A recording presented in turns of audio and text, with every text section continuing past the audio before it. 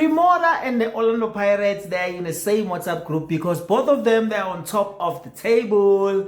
I mean, when you're looking at this game today, it kind of actually gave me some anxiety, especially in the first half, because the guys were not playing something that I was really happy about. And the coach on the sideline, Ouaddou, wasn't really happy as well because we were failing to create clear-cut chances on that time. And then I remember when Mbutuma had won and then he misses, and I was like, Mbutuma, my bra, you are having it hard. So, after the game against Chippa United in Durban and Kings Park, Orlando Pirates won 3-0, which that's in goal difference takes Orlando Pirates on top of the table. And I know our neighbors were busy bragging about being on top of the table after just 3 games. Now, we're not going to brag about that. We just let you know that we are here to defend our league. So we're going to be playing around those areas on top of the table, number 2. But if you see me staying on top of the table for that much, just know what the league is going to come back to Orlando. But now, let's just go into the game. Going into the game, we started the game with 2 pivots, Midfield, which was Mokobodi and Dancing, and had Tito in front of them,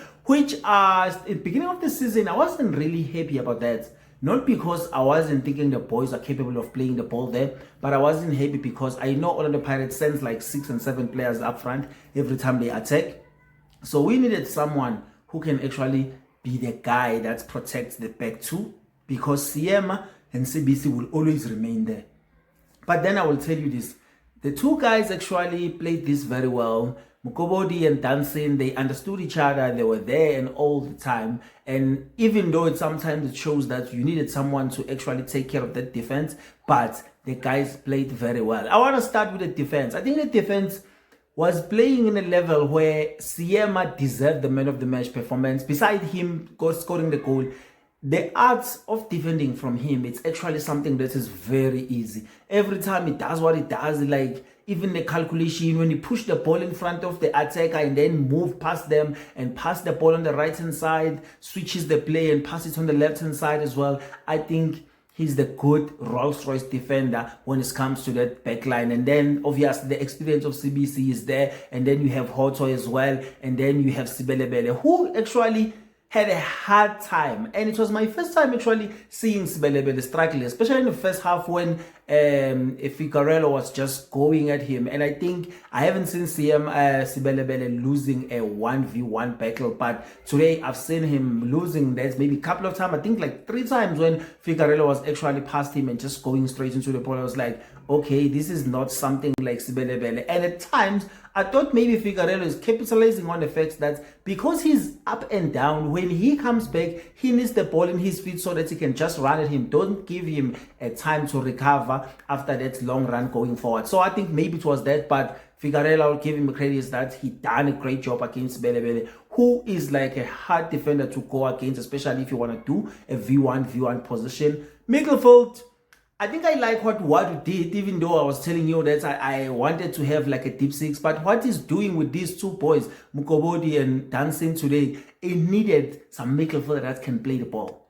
You need midfielders that's not going just to mark the ball and move it. Some midfielders can think, how are we going to go up front? How are we going to move the ball? How are we going to take care of the ball? I think Dancing and Mukobodi did just that. Even though I'm still not happy about Tito. My problem with Tito is, it's not the fact that he's not a good player, but I feel like he's forgetting sometimes that he is a number 10. He needs to create chances. Sometimes the way he plays, he always moving around the pitch, going on the right-hand side, going on the left-hand side, going deep. I understand what you're trying to do. Maybe you're trying to move some of the players away from their position so you can attack that. But I think if you can operate around that number 10 position, there are lots of runs that we tend to get, and Tito is not there to create those chances. So I think Tito needs to pull up the socks and make sure that he actually understands that as much as he can move with the ball and operate spaces where he want to stretch the defense, but he needs to operate around the 10 position so that Kobodi and Dancing can have someone to link the ball with, so that when they turn, we can create more chances. Because in the first half, we're actually struggling to create anything because Chippa United had a confidence of actually run the ball at us, and I think Goodman Msele showed that he was a great player as well. And also on the left-hand side, Jones was doing some incredible work, even though I didn't like him, the fact that he was trying to throw fouls and then the officials were falling for it. But then, yeah, he played very well besides that. And I think Nwabali is still rusty a bit. The goal that is scored by Lunga, it's not a goal that you expect to a caliber of a player like Nwabali to actually concede, because this is an international goalkeeper we're talking about. He had like an ambition to go to Europe, even though it didn't happen, but now he's back, and this is not a goal I'm expecting from Nwabali. But credit on our side, Lunga, what a nice turn, what a goal.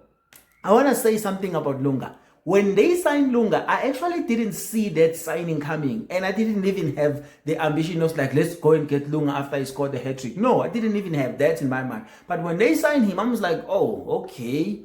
Why are they signing this guy? He has been playing at Orlando Pirates. I think he's showing me why they signed him. Besides him scoring goals when he saved us from that game against Devon City on the last minute, and then he scored today to open up the game as well, because without his goal, Chippa United, as the time was going on into the 90 minutes, they were going to sit down and be like, okay, we can't get a win, our first win in this season, but we can actually frustrate Orlando Pirates and get a point, and then after 3 games we have 3 points. But we were not about that time, because Lunga, a nice 10, and that's it's open up. Mbutuma CM after that came back.